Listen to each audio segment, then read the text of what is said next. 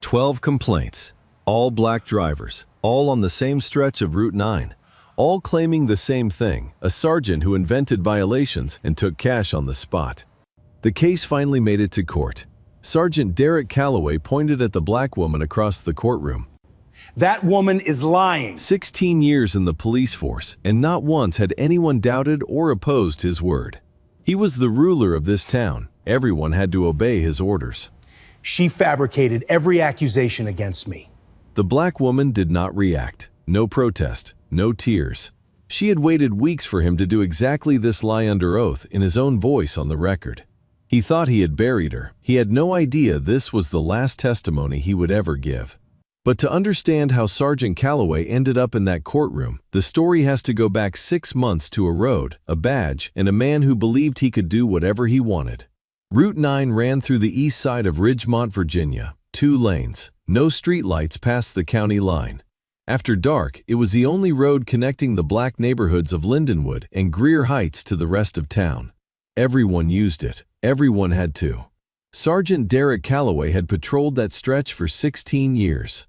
He knew every curve, every pullover spot, every gap in the tree line where a cruiser could sit with its lights off. He also knew something else. No one was watching. It started small. A taillight citation here, a speeding ticket there. Always black drivers, always after dark, always on the stretch with no cameras and no witnesses. But over the years, Calloway stopped pretending it was about traffic. He would flash his lights, pull a driver over, walk to the window, and give them a choice. Pay right here, right now, or get written up for something that would follow them for years. Most people paid $20, $40, sometimes $60. They paid because they were afraid. Because fighting a cop's word in Ridgemont meant losing every single time. But not everyone had cash. Marcus Redmond was 62 years old, retired postal worker. He drove Route 9 every Tuesday and Thursday evening to pick up his grandson, Elijah, from basketball practice. He had driven that road for years without trouble. On a Thursday night in March, Calloway pulled him over. Marcus did not have cash on him. He told Calloway he could pay a proper fine at the station. Calloway's expression changed. He ordered Marcus out of the car. Marcus asked why. Calloway grabbed his arm, pushed him against the hood, and cuffed him. The charge, resisting arrest. There had been no arrest to resist. No violation to cite. No evidence of anything. Just Calloway's word against a 62-year-old man standing alone on a dark road. Marcus went to court. Calloway testified. Calm, rehearsed, detailed. The judge believed every word. Marcus was convicted. The conviction followed him everywhere. His pension was suspended pending review. His landlord received a background check flag and declined to renew his lease. His daughter, already overwhelmed raising Elijah alone, told Marcus he could not stay with them while the case was on his record. She was scared of what the system would think of her son living with a convicted man. Marcus moved into a room above a laundromat on Chester Street. He applied for work at 3 places in 2 weeks. All 3 ran background checks. All 3 said no. Every Tuesday and Thursday, Marcus still drove to the school. But he did not go inside. He parked across the street and watched Elijah walk out with the other kids. He sat in his car with the engine off, waiting until his grandson disappeared around the corner. Then he drove back to Chester Street. He was not the only one. Darnell Price, 34. A delivery driver was pulled over on Route 9 and told to pay $40 on the spot. He refused. Calloway impounded his van. Darnell missed his shift. His company fired him the next morning, 3 late marks in 60 days, and the impound made 4. Sharon Okafor, 45. A home health aide was stopped twice in 1 month. The first time she paid. The second time she told Calloway she had already paid. He wrote her up for an expired registration that was not expired. She spent 2 days sorting it out at the DMV. She lost a client who could not wait. 12 complaints were filed with the Ridgemont County Sheriff's Office over 18 months. Each one described the same road, the same shift, the same officer. Internal Affairs reviewed the complaints. Their conclusion? Insufficient evidence to support the allegations. Calloway's record remained clean. The complaints did not disappear. They moved up. Slowly. Through a regional civil rights office. Through a federal referral process. Until they landed on a desk at the FBI's Civil Rights Division in Washington. The file was thin. 12 statements, no recordings, no physical evidence. Just 12 people telling the same story about the same man on the same road. It was assigned to Special Agent Isabel Ogden. Isabel Ogden opened the file on a Monday morning. By Tuesday afternoon, she had read every complaint twice.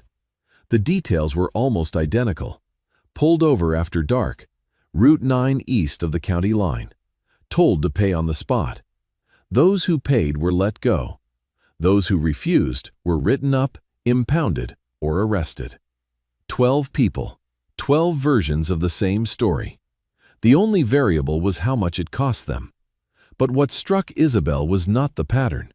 It was what happened after. Marcus Redmond had not stayed quiet. 2 months after his conviction, he put on his only suit and drove to the Ridgemont County Board meeting. He waded through 14 agenda items. When public comment opened, he stood up and walked to the microphone. He told them what happened, the stop, the demand, the cuffs. He kept his voice steady. He did not raise it once.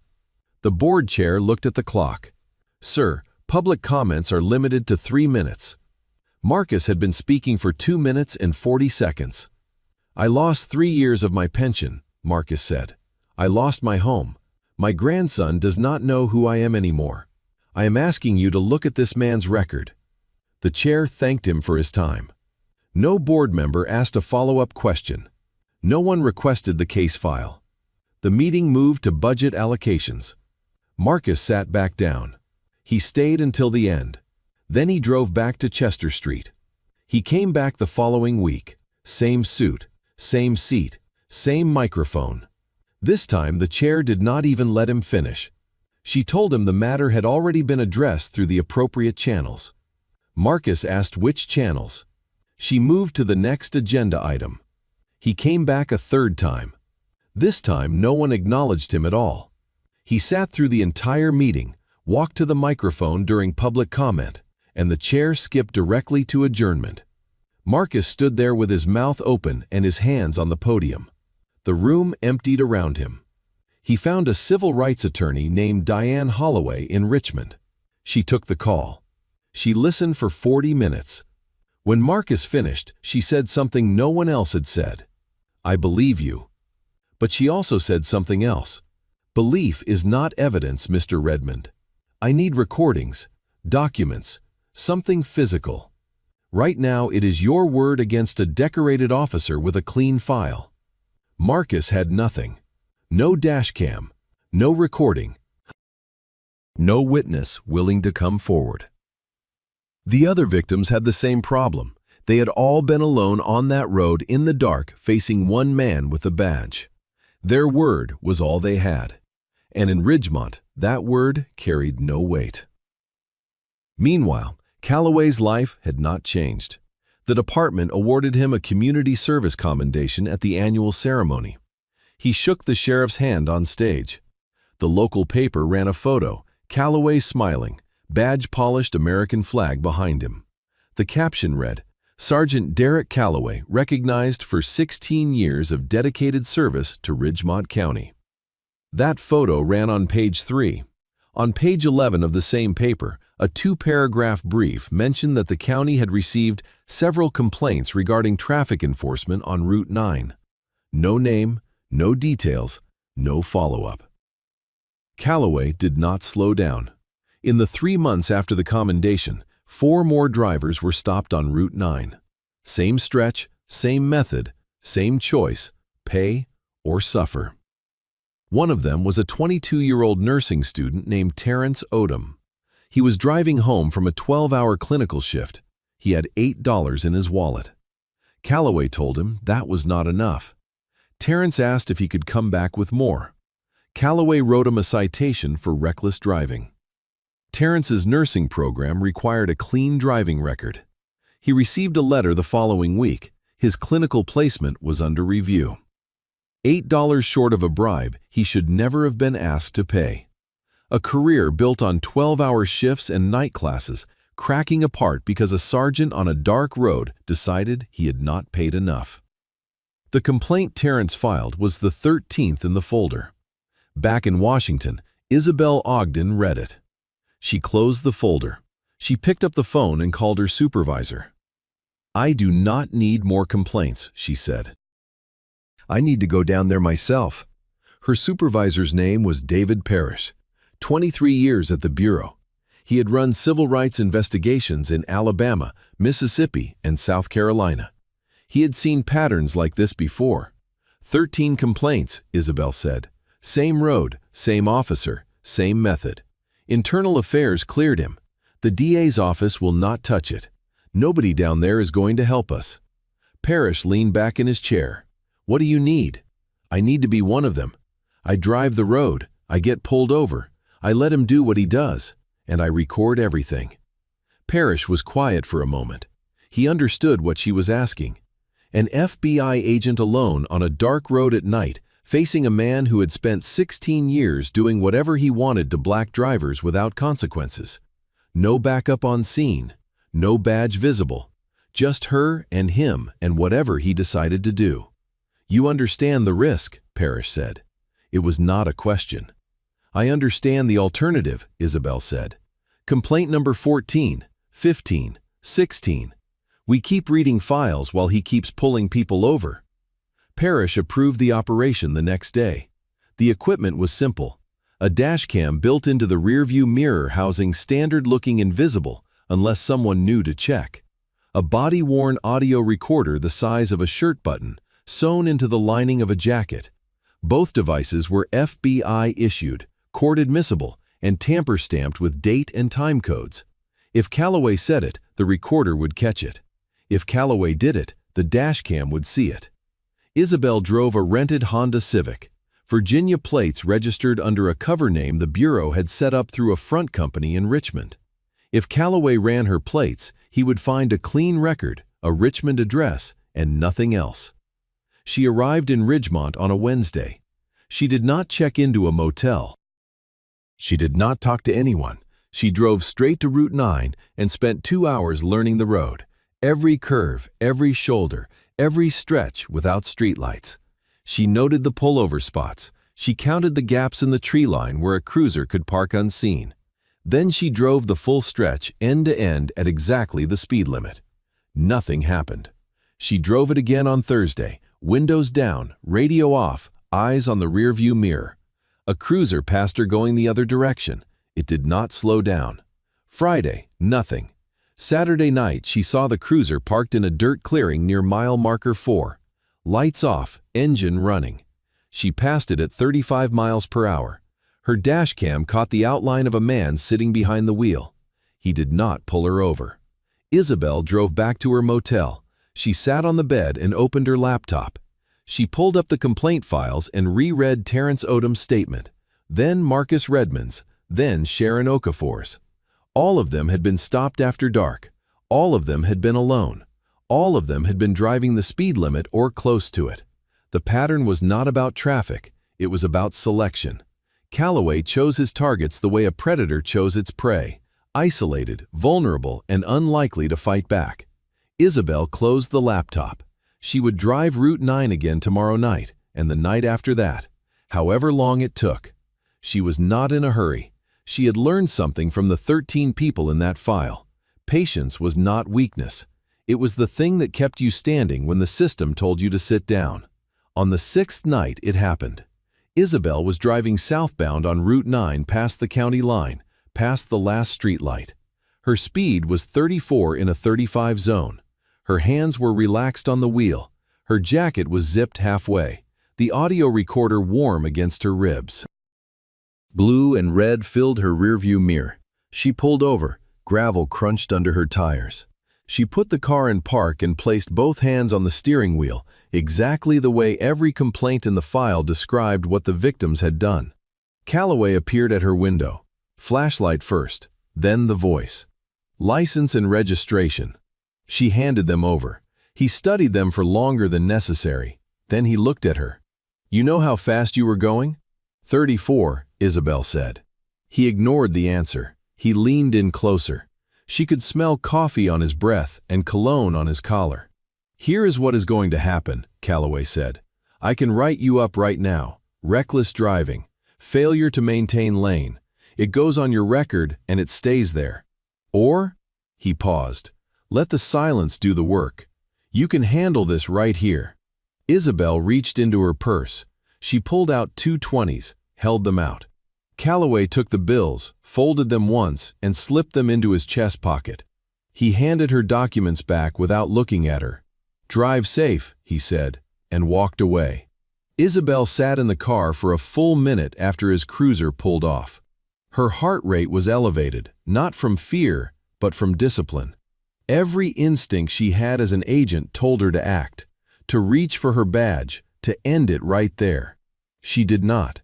She put the car in drive and headed back to the motel. In her room, she removed the jacket, extracted the audio recorder, and plugged it into her laptop. The file was 43 seconds long. His voice was clear. Every word, the threat, the demand, the amount, captured in full. The dashcam had recorded his face, his hand reaching into the window, and the moment the bills disappeared into his pocket. One down. She needed more. The second stop came 4 days later. Same stretch, same routine. This time, Calloway was less patient. He did not bother with the speech about the citation. He walked to the window and said 5 words. 40, or I write you. Isabel paid. Calloway took the money and left.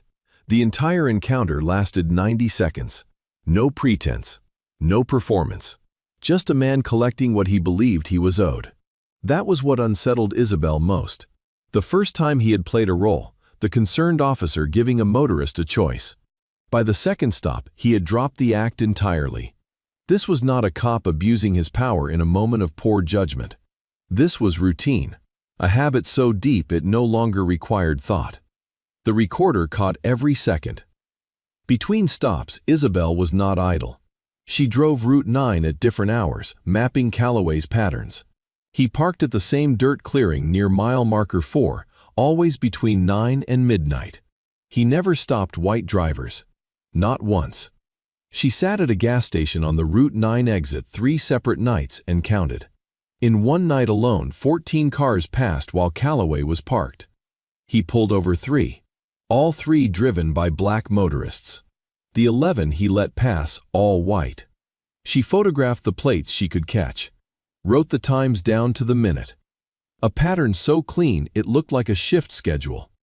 One night, she pushed further. She parked her Civic on a side road 200 yards from the sheriff's substation. Engine off, watching the lot through binoculars. She wanted to confirm Calloway's shift times against the stop times. 20 minutes in headlights swept across her windshield. A cruiser turned onto the side road. Calloway's unit number on the door. He was coming back early. Isabel dropped below the dashboard. The cruiser rolled past at walking speed. Its spotlight swept the tree line, but missed her car by 10 feet. Calloway turned into the station lawn, parked, and went inside. She waited 12 minutes before starting her engine. She drove away with her headlights off until she reached the main road. Her hands were steady, her jaw was not. That was the first close call. Back in Washington, she called Parrish. 2 recordings, she told him, both clean, dashcam and audio. But I want a third.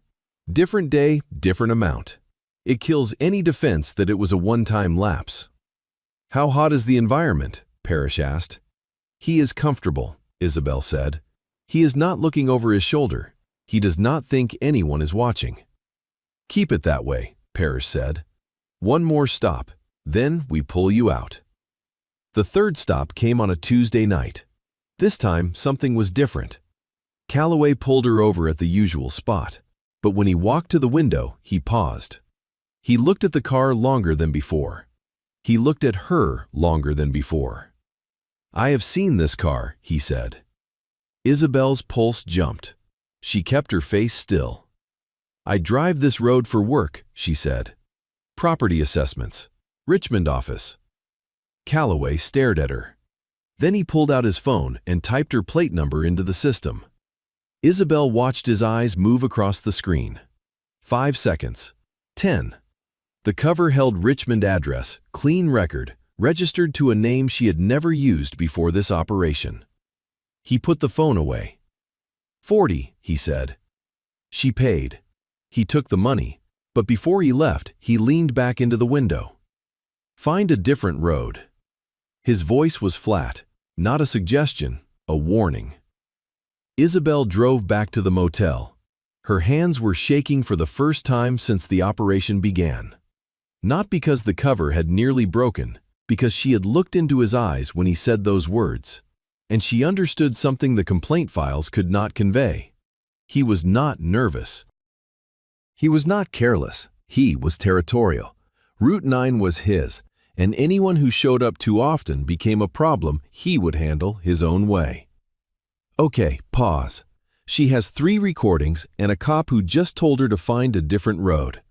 Most people pack up right there, but she is not thinking about the tapes. She is thinking about his face on that witness stand, because that is where he falls. She sat on the edge of the motel bed and stared at the 3 audio files on her laptop screen. 3 stops, 3 recordings. Any prosecutor in the country would take this case right now. She could call Parrish, file the evidence, and be back in Washington by morning. But she kept thinking about Marcus Redmond sitting on a folding chair at the county board meeting, waiting for someone to ask him a question. She kept thinking about Terrence Odom's $8. She kept thinking about how Calloway had stood on that stage and shaken the sheriff's hand, and how nobody in that room had blinked. 3 recordings would put Calloway in prison for extortion. But extortion was what he did. Perjury was who he was. A man so certain of his own untouchability that he would lie under oath without hesitation. And that certainty, that arrogance was the thing Isabel wanted on the record, not just what he did on Route 9, what he would do in a courtroom when someone finally challenged him. The next morning, Isabel called Parrish. "I have 3 clean recordings, audio and video, but I want more than extortion charges." "What are you thinking?" Parrish asked. "We let the victims file a civil rights lawsuit. I go in as a witness, but he does not know who I am. He takes the stand and denies everything, under oath, and then we play the tapes." Parrish was silent for 10 seconds. "You are talking about perjury," he said. "I am talking about letting him do what he always does," Isabel said. "Lie, except this time it costs him everything." Meanwhile, 60 miles away, Marcus Redmond walked into a hardware store on Garrison Boulevard and asked about a stock clerk position. The manager looked at his application, saw the conviction, and shook his head. Marcus thanked him and left. It was the 4th job in 6 weeks. That afternoon, he parked across the street from Elijah's school. The bell rang at 3:15. Kids poured out in waves. Elijah walked past the car without looking. He did not know his grandfather was 15 feet away, watching him through a windshield, too ashamed to roll down the window and call his name. Marcus sat there until the sidewalk was empty. Then he drove back to Chester Street. He climbed the stairs to his room above the laundromat. The washing machines hummed below him. He sat on the edge of his bed, folded his hands, and stared at the wall. He did not know that 200 miles north, a woman he had never met was building a case that would give him his name back. The evidence sat on Isabel's desk in 3 neat stacks. Stack 1, 3 audio recordings, each one time-stamped, each one capturing the same voice, making the same demand on the same road. Different nights, different amounts, same man. Stack 2, 3 dashcam videos, each one showing a uniformed officer approaching a vehicle, leaning into the window and walking away with cash in his pocket. The angles were not perfect. The camera was built into the rear-view mirror housing, and Calloway's face was partially lit by his own flashlight, but the badge number was visible. The cruiser's unit number was visible, and in 2 of the 3 videos, the bills passing from her hand to his were visible. Stack 3, her observation logs. Dates, times, locations. Plate numbers of every car that passed while Calloway was parked at mile marker 4. 14 cars in one night. 3 pulled over, all black. 11 let through, all white. 3 nights of observation. The numbers did not vary. Isabel laid the 3 stacks side by side and looked at them. Any one of them would be enough to open an investigation. Together, they were a case. But she did not want a case. She wanted a conviction. And not just for extortion. She picked up the phone and called the U.S. Attorney's Office for the Eastern District of Virginia. The prosecutor assigned was a woman named Catherine Bledsoe. Isabel had worked with her twice before, once in Norfolk, once in Charlottesville. Bledsoe was thorough, patient, and hard to impress. Isabel sent the files. Bledsoe reviewed them over 2 days. On the 3rd day, she called back. "The recordings are clean," Bledsoe said. "Chain of custody is solid. The dashcam corroborates the audio.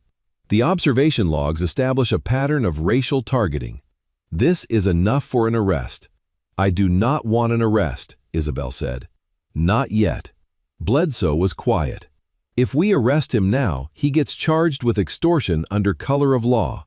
Federal civil rights violation. He is looking at 5 to 8 years. And if we wait," Bledsoe asked, "we let the victims file a civil rights lawsuit. Calloway will have to respond.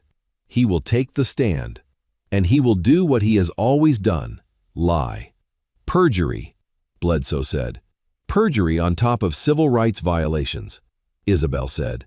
"That is the difference between 8 years and 20. Bledsoe thought about it. She asked one question. "You are confident he will deny everything?" Isabel almost laughed. She thought about the man who had looked her in the eye on Route 9 and told her to find a different road. The man who had collected $40 from her 3 times without blinking. The man who had shaken the sheriff's hand on stage while his victims filed complaints that nobody read. "He has never admitted anything to anyone," Isabel said. "He is not going to start now." Bledsoe approved the strategy. Over the next 3 weeks, the FBI worked quietly. They contacted Diane Holloway, the civil rights attorney Marcus Redmond had found in Richmond. Holloway agreed to file the lawsuit on behalf of Marcus and 11 other victims. The complaint alleged systematic civil rights violations by Sergeant Derek Calloway, racial profiling, extortion, false charges, and abuse of authority on Route 9. Isabel's name appeared in the filing as a witness, listed under her cover identity. A woman who had been pulled over 3 times and forced to pay. Nothing in the document indicated she was law enforcement. Nothing indicated the recordings existed. The evidence was sealed, held back, waiting for one thing: his testimony. The lawsuit was served to Calloway on a Friday morning. A deputy handed him the papers at the substation. Calloway read the cover page, looked at the list of plaintiffs, and tossed the folder onto his desk. He told a colleague it was a nuisance suit. He said it would be dismissed within a month. He said the people filing it had no evidence, no credibility, and no chance. He was not worried. He had testified before in traffic court, in criminal proceedings, in internal reviews. Every time his word had been enough. Every time the other side had nothing. He had no reason to think this time would be different. He was wrong, but he did not know that yet. The courtroom was full. Marcus Redmond sat in the second row behind the plaintiff's table. He wore the same suit, the only one he owned.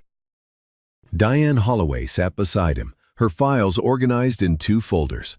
Behind them, 9 other plaintiffs filled the benches.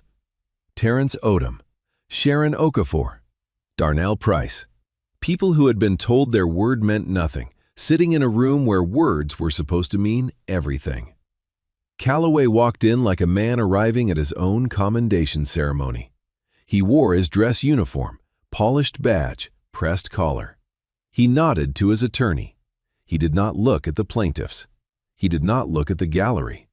He sat down, adjusted his cuffs, and waited. When his attorney called him to the stand, Calloway stood up slowly. He placed his left hand on the Bible. He raised his right hand. He swore to tell the truth. And then he lied. He lied with the steady voice of a man who had done it before. He lied with the posture of someone who believed the room belonged to him.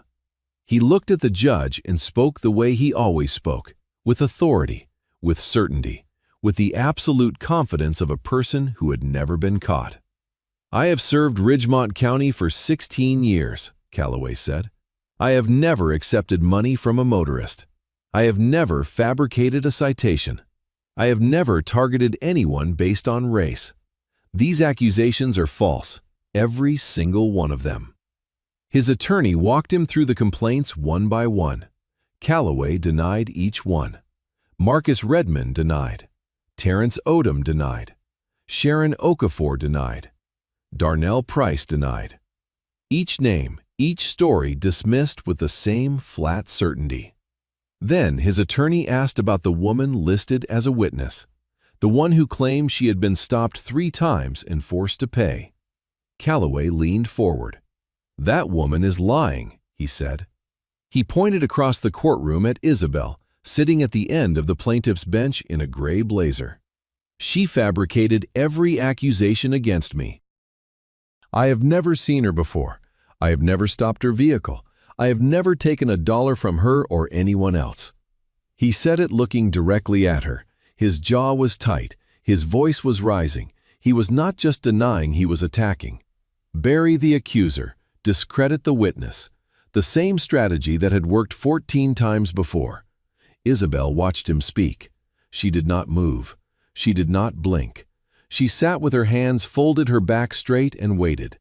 Calloway finished his testimony. His attorney thanked him. He stepped down from the stand and returned to his seat. He leaned over to his lawyer and whispered something. The lawyer nodded. Calloway sat back with his arms crossed. He thought it was over. Diane Holloway stood up. "Your Honor, the plaintiff calls our next witness." She turned toward the bench. "Would the witness please take the stand?" Isabel Ogden stood up. She walked to the front of the courtroom, every step measured, every breath controlled. She passed Calloway's table. He glanced at her. A flicker of recognition crossed his face. The car, the road, the plate number, but it was gone before it fully formed. She sat down in the witness chair. The clerk asked her to state her name. Isabel reached into her blazer. She pulled out a leather credential case and opened it flat on the witness stand. "My name is Isabel Ogden," she said. "I am a special agent with the Federal Bureau of Investigation Civil Rights Division." The courtroom went silent. Not quiet silent, the kind of silence that happens when an entire room holds its breath at the same time. Calloway's arms uncrossed, his mouth opened slightly, his eyes locked on the badge. Isabel continued. Her voice did not waver. "Over the course of 6 weeks, I was stopped 3 times by Sergeant Derek Calloway on Route 9. Each time he demanded cash payment in exchange for not filing fabricated citations. Each encounter was recorded audio and video using FBI-issued surveillance equipment. The recordings are time-stamped, court admissible, and have been in the custody of the U.S. Attorney's Office since they were made." She looked at Calloway. "Every statement Sergeant Calloway just made under oath, that he never stopped me, never took money from me, never saw me before, is false, and I have the recordings to prove it." Calloway approached the bench with a laptop. She pressed play. Calloway's voice filled the courtroom, clear, unmistakable. 40, or I write you." The gallery erupted. Marcus Redmond pressed both hands flat on the bench in front of him. His lips were trembling, but his eyes were dry. Terrence Odom dropped his head into his hands. Sharon Okafor grabbed the arm of the woman sitting next to her and squeezed. Calloway sat frozen. His attorney was saying something to him, but he was not listening. He was staring at the badge on the witness stand, the badge that belonged to the woman he had told to find a different road. The second recording played, then the third. Each one the same voice, the same demand, the same road. By the time the third recording ended, Calloway's attorney had stopped talking. The judge had removed her glasses, and every person in that courtroom understood what had just happened. Derek Calloway had not been caught by an investigation. He had not been caught by a tipster or a surveillance team.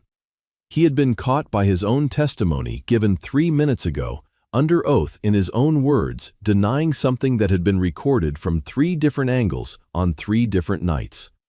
He had buried himself, and he had done it with his own voice. Catherine Bledsoe was waiting outside the courtroom.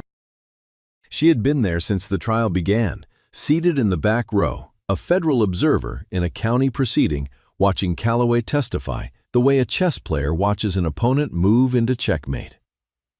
When Isabel's recordings finished playing, Bledsoe stood up.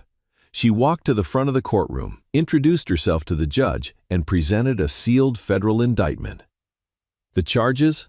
Extortion under color of law, deprivation of civil rights, and perjury. The perjury count was based on the testimony Calloway had given less than 10 minutes earlier. His own words, his own voice, under his own oath. 2 federal marshals entered through the side door. Calloway did not resist. He did not speak.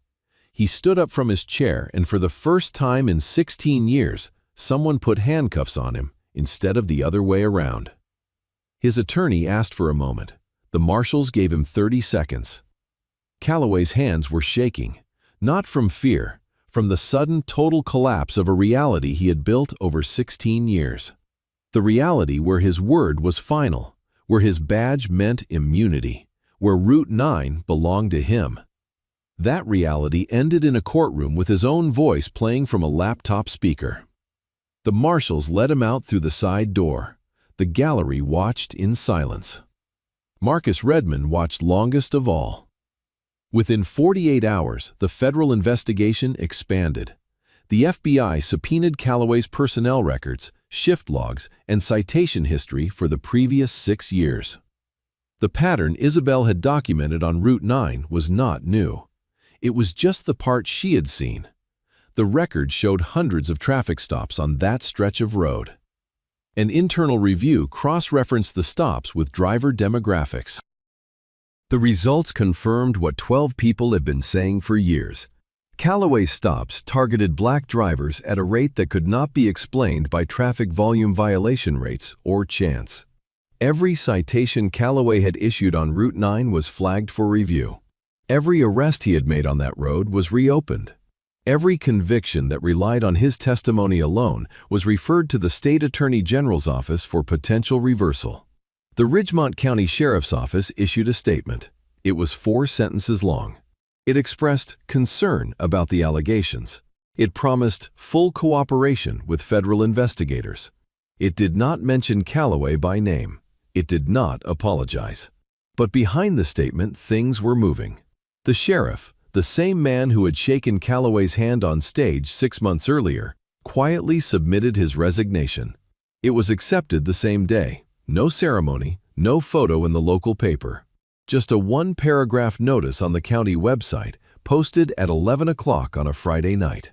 Internal Affairs, the same unit that had cleared Calloway on 12 complaints, was placed under external oversight.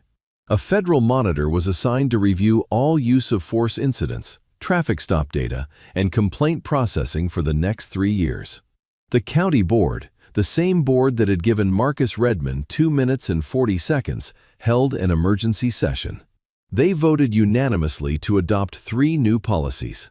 First, body cameras would be mandatory for all officers during all traffic stops, with no option to disable them. Second, any complaint alleging racial profiling would be automatically referred to an external review panel, bypassing internal affairs entirely. Third, all cash collected during roadside interactions would be prohibited. Any fine or fee would be processed through the court system only. The vote was unanimous. It took less than 15 minutes. The same board that had not asked Marcus a single question now could not pass reforms fast enough. 3 weeks later, the board held a public session to present the new policies. They invited community members to speak. Marcus Redmond was not on the list. He showed up anyway. He wore the same suit. He walked to the same microphone. This time, no one cut him off. The chair asked him if he had anything he wanted to add. Marcus looked at her for a long moment. "I have been standing at this microphone for months," he said. "The only thing that changed is who was listening." The room was quiet. The chair nodded. She did not have a response. Marcus Redmond's case was the first to be reviewed. The State Attorney General's office examined the original arrest report, the trial transcript, and Calloway's testimony. There was no dashcam footage. Calloway had not been equipped with one. There was no body camera recording. There was no physical evidence. The entire conviction rested on one thing: Calloway's word. The same word that had just been proven false under oath in a federal courtroom. The conviction was vacated. The charge was dismissed. Marcus Redmond's record was cleared. His pension was reinstated with back pay covering the months it had been suspended. His landlord received a letter from the Attorney General's office confirming the reversal. His daughter received the same letter. Terrence Odom's reckless driving citation was thrown out. His nursing program received a formal notification that the charge had been fabricated. His clinical placement was restored. Darnell Price's impound record was expunged. Sharon Okafor's registration violation was removed from the DMV system. One by one, the false records were erased. Not because the system had caught its own mistake. Not because internal affairs had done its job. Not because the county board had listened when people came to speak. Because one woman drove the same dark road, paid the same unjust price, and recorded every second of it. And because a man in a witness stand believed his own lies so deeply that he told them one last time to the one person who could prove they were lies. The letter arrived on a Tuesday. Marcus Redmond held it in both hands. He read it twice, standing in the hallway of the laundromat building, his back against the wall, the washing machines humming behind the thin door to his left. The Commonwealth of Virginia, Office of the Attorney General. Case number 22-CR-1140. Conviction vacated. Record expunged. All associated penalties and restrictions are hereby reversed effective immediately. He folded the letter carefully along its original creases. He put it in his shirt pocket. Then he sat down on the bottom step of the staircase and pressed his palms against his eyes. He did not cry. He had spent too many months holding himself together to let go now. But something inside his chest released a tightness he had carried so long he had forgotten it was there. The next morning he called his daughter. She did not say much. She did not need to. She told him to come over for dinner on Thursday. She told him Elijah had been asking about him. She told him the spare room was still his if he wanted it. Marcus said he would be there. On Thursday evening, he parked in front of his daughter's house for the first time in months. Not across the street, not with the engine off, watching through the windshield. In the driveway. He walked up the front steps and knocked. Elijah opened the door. The boy looked up at him. 9 years old, basketball jersey, socks with no shoes. He studied his grandfather's face the way children do when they are trying to match a memory to the person standing in front of them. "Grandpa." Marcus knelt down. He did not trust his voice, so he just nodded. Elijah stepped forward and wrapped both arms around his neck. He held on the way kids hold on when they do not fully understand what happened, but they know something important just got fixed. Marcus closed his eyes. He put one hand on the back of Elijah's head and held him there. They stayed like that until Marcus's daughter appeared in the doorway. She did not interrupt. She leaned against the frame and let them have the moment. Dinner was simple. Rice, baked chicken, green beans from a can. Elijah talked the entire time about basketball practice, about a kid named Deshaun who could dribble behind his back, about a science project involving volcanoes. Marcus listened to every word. He ate slowly. He was in no rush to be anywhere. After dinner, Elijah asked him a question. "Grandpa, can you walk me to school tomorrow?" Marcus looked at his daughter. She nodded. "Yes," Marcus said. "I can do that." 60 miles south, Terrence Odom received an email from his nursing program director. His clinical placement had been reinstated.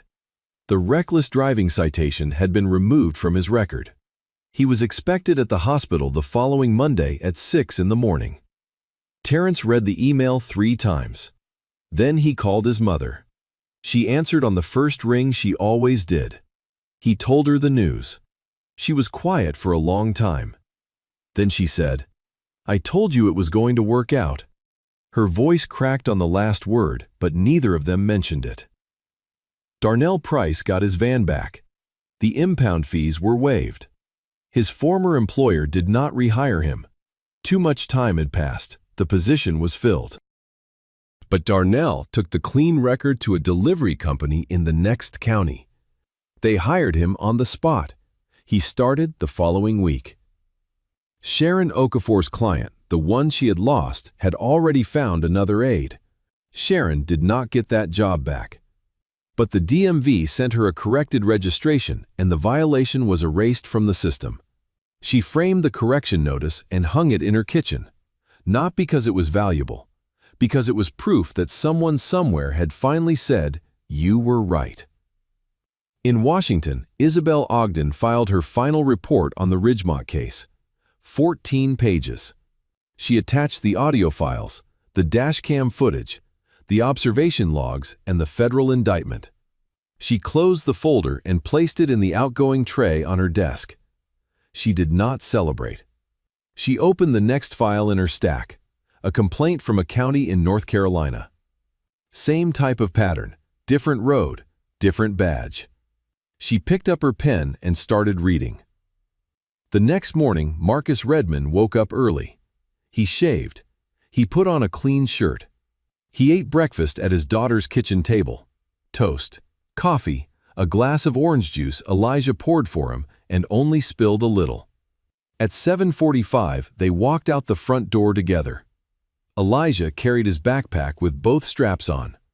Marcus walked beside him, hands in his pockets, matching the boy's pace. They did not talk much. Elijah pointed out a dog behind a fence. Marcus told him the breed. Elijah said he wanted one. Marcus said they would talk about it. 3 blocks. That was the distance from the house to the school. 3 blocks of sidewalk, morning sun, and a 9-year-old boy walking next to a grandfather he had almost forgotten. Marcus stopped at the school gate. Elijah looked up at him. "Same time tomorrow." "Same time tomorrow," Marcus said. He watched Elijah disappear inside. He stood there a moment longer. Then he turned and walked home. That evening, Marcus drove Route 9 for the first time since his conviction. The road looked different. New streetlights lined the stretch past the county line. The dirt clearing at mile marker 4 was empty. No cruiser, no flashing lights, just gravel where a man used to sit in the dark and wait. Marcus drove the full stretch without stopping. Windows down, speed limit. Nobody pulled him over. Nobody asked him to pay. He was just a man driving home. Derek Calloway's testimony that day was the last official statement he ever made as a law enforcement officer. He used his own words to deny what he had done, and his own words proved he was lying. Some people are brought down by what others say about them. Calloway was brought down by what he said about himself. If you have ever watched someone abuse their power and wondered whether speaking up would make a difference, 12 people in Ridgemont filed complaints that went nowhere for years, but they kept filing, they kept showing up, and eventually someone heard them. Your voice matters, even when the room is not ready to listen. If this story stayed with you, subscribe and share it with someone who needs to hear it. The credit you get is often built on someone else's silence. For a parent who took the smaller job, a mentor who never took the mic. When you finally have the platform, break their silence. Say their name loud.